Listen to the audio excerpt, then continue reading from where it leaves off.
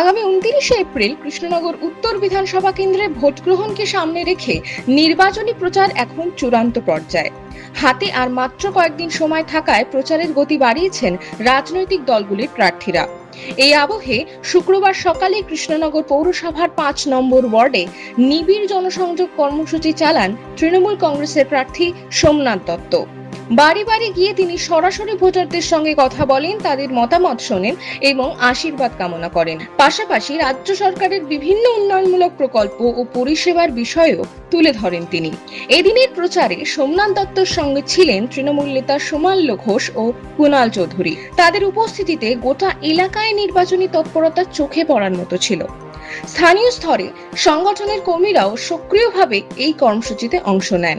রাজনৈতিকভাবে গুরুত্বপূর্ণ কৃষ্ণনগর উত্তর বিধানসভা কেন্দ্র বিজেপির জেতা আসন। এই কেন্দ্রে বিজেপি প্রার্থী তারক চ্যাটার্জির সঙ্গে সরাসরি লড়াইয়ে নেমেছেন সোমনাথ দত্ত। তৃণমূল প্রার্থীর কথায় এই আসনে কোনোভাবেই প্রতিপক্ষকে 1 ইঞ্চিও জমি ছাড়া হবে না। ফলে সকাল থেকে রাত পর্যন্ত নিরলসভাবে মানুষের সঙ্গে যোগাযোগ রক্ষা করে চলেছেন তিনি। ভোটের আগে শেষ মুহূর্তে জনসমর্থন আরো মজবুত করাই এখন তার প্রধান লক্ষ্য বলে রাজনৈতিক মহলের ধারণা।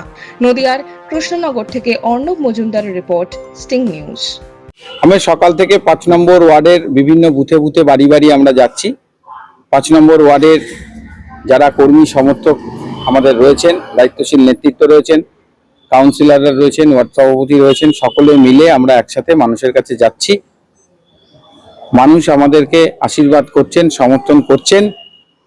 তারা চান যে আগামী যে নির্বাচন, সেই নির্বাচনে অবশ্যই আমরা আমাদের প্রতিনিধি হিসেবে, তাদের প্রতিনিধি হিসাবে আমাকে নির্বাচিত করে তারা পাঠাবে। একটা অন্য প্রশ্ন যাচ্ছি, গতকালকে রাজনৈতিক প্রধানমন্ত্রী নরেন্দ্র মোদী এসেছিলেন, সেখানে তিনি বিজেপিকে প্রচুর বার্তা দিয়েছেন, কি বলবেন এই বিষয়ে? দেখুন, উনি বিজেপিকে কি বার্তা দিয়েছেন এই বিষয়ে তো আমার বলার কিছু নেই। বিজেপির নেতা বিজেপির লোককে বার্তা দিচ্ছেন, সেটা দিতেই পারেন, কিন্তু আমরা এটাই বলবো যে উনি যতবারই আসবেন এসে কোনো লাভ হবে না।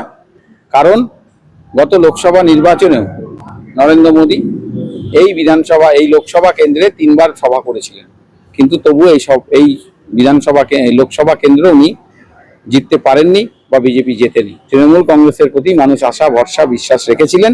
আগামী নির্বাচনেও মানুষ তৃণমূল কংগ্রেসের প্রতি আশা, বিশ্বাস এবং ভরসা রাখবেন।